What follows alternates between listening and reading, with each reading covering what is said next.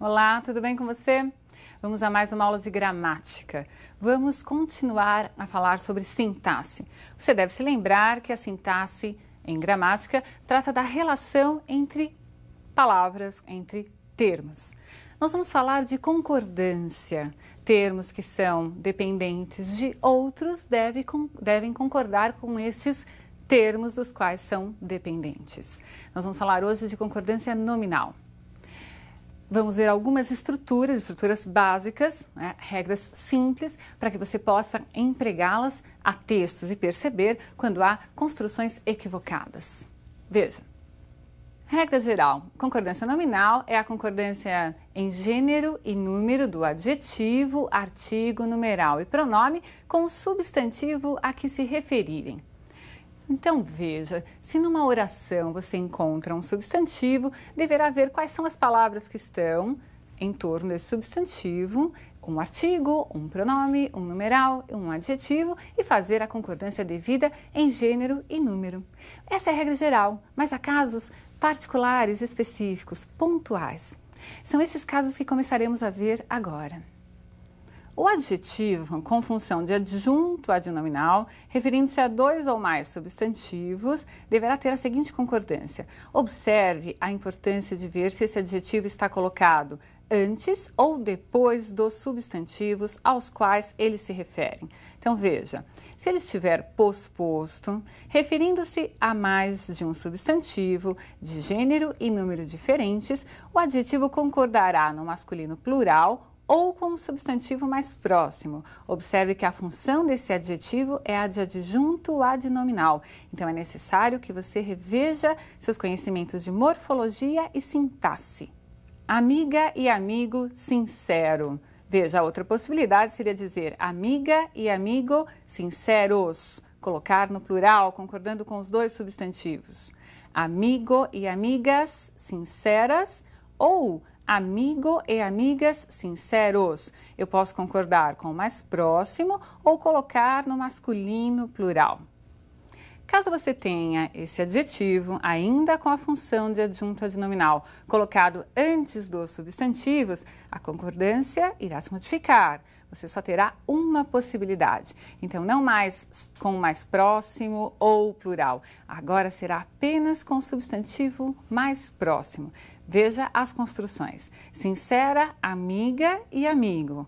Mais próximo é feminino, o adjetivo concordou com esse substantivo feminino singular. Sincero, amigo e amiga. O substantivo mais próximo é masculino e o adjetivo concordou no masculino singular. Você observou que a função sintática do adjetivo irá interferir na concordância e a posição dele também. Tanto é que nós falamos que o adjetivo, neste caso, tem a função de adjunto adnominal. Caso nós tenhamos o adjetivo com outra função sintática, a concordância também se fará de forma diferente. Vejamos. Concordância do adjetivo como predicativo do sujeito. Veja, agora a função sintática do adjetivo se modificou. Então, vamos ver algumas possibilidades. O adjetivo predicativo concorda com o sujeito em gênero e número. A lua estava cheia. Essa construção, para você, certamente não causa nenhum estranhamento. Se o sujeito for composto e for do mesmo gênero, quer dizer, os elementos que formam esse sujeito forem do mesmo gênero, o predicativo concordará no plural e no gênero dos sujeitos, se estiver posposto. Posposto, posto após o verbo. A lua e o céu estavam maravilhosos. Eu tenho aqui gêneros diferentes, por isso prevaleceu o masculino. Se eu tivesse dois elementos do mesmo gênero, eu teria maravilhoso, né, que é o predicativo. Se fossem, por exemplo, a lua e a estrela, né, eu diria estavam maravilhosas. Tudo bem? Então, eu vou observar qual é o gênero dos substantivos.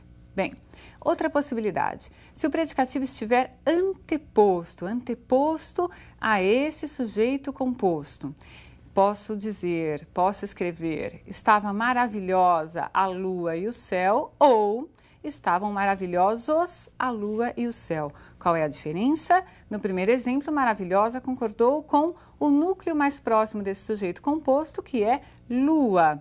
Observe que o verbo ficou no singular também. E no segundo exemplo, maravilhosos refere-se a lua e céu. Como são substantivos de gêneros diferentes, o masculino prevalece e o verbo também foi para o plural. Muito bem. Se esse adjetivo for predicativo do objeto, não mais predicativo do sujeito, a concordância também será diferente. Você deve se lembrar do predicativo do objeto, aquela característica ou estado que se refere ao objeto, né? E que tem relação, que é uma consequência da ação verbal. Nós vamos agora pensar que o objeto vai ter mais de um núcleo substantivo. A concordância é única. Veja. Julguei inadequados seu comportamento e sua fala. Julguei seu comportamento e sua fala inadequados. Veja que não há possibilidade de se concordar esse predicativo do objeto apenas com o primeiro substantivo, quando esse predicativo do objeto estiver anteposto aos substantivos que estão formando o objeto. Então, aqui não seria possível dizer julguei inadequado seu comportamento e sua fala. Por que não? Porque inadequado não é adjunto adnominal, mas é um predicativo do objeto. Deverá vir sempre no plural quando se referir a objetos que tenham aí núcleos compostos, não é?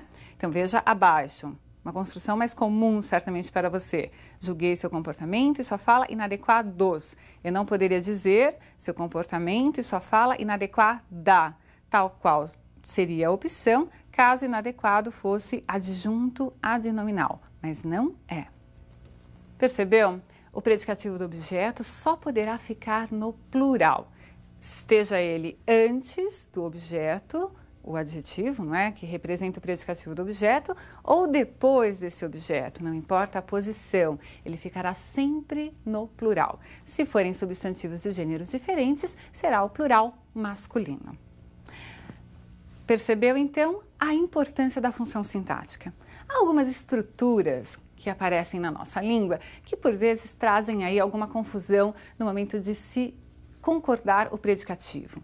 Eu devo dizer, é proibida a entrada ou é proibido a entrada? Veja como a gramática indica a solução desse problema.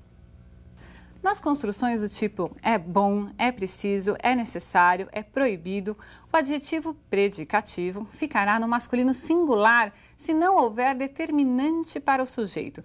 O que é esse determinante? É um artigo ou um pronome que esteja determinando, se referindo, né, identificando de forma precisa esse sujeito. Veja, é necessário paciência. Eu não estou me referindo a uma paciência específica, mas paciência aqui está sendo utilizado de forma genérica. Portanto, não há artigo, não há pronome que acompanhe o substantivo. Como ficou o adjetivo? No masculino, é necessário paciência. Já se for colocado um determinante, a concordância mudará. A paciência é necessária. Houve aí a mudança, porque agora eu estou estabelecendo a concordância entre o predicativo e esse sujeito que não é mais absoluto, não é? Agora é um sujeito determinado. Então, a concordância ela estará ligada diretamente à presença do determinante. Veja outros exemplos. É proibido entrada a menores de 18 anos. Essa é uma concordância correta, porque não há determinante. Veja abaixo com o determinante. É proibida a entrada de menores de 18 anos. Percebeu? Num caso sem artigo, no outro caso com artigo. Observe que você pode ter só duas palavrinhas, o substantivo e o adjetivo. Aí a concordância vai ser aquela que você já sabe. Adjetivo concorda com substantivo. Entrada, proibida. Aqui não há interferência de um verbo. Por isso que eu posso concordar proibida com entrada sem que apareça artigo ou qualquer determinante. Muito bem, percebeu? Vamos ver mais algumas construções. Uma mulher deve dizer muito obrigado ou muito obrigada.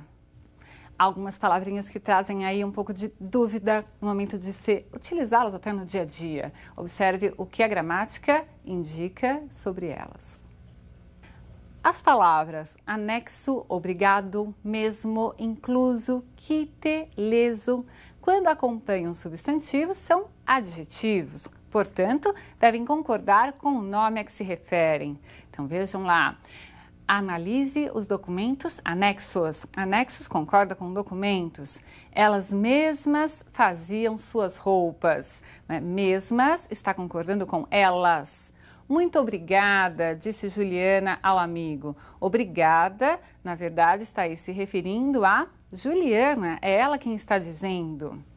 Muito bem, então se é uma mulher que está falando, esse obrigado vai concordar com a mulher e vai virar uma obrigada. Essa é a ideia que nós devemos ter sobre estas palavras. Há algumas palavras, porém, que são invariáveis.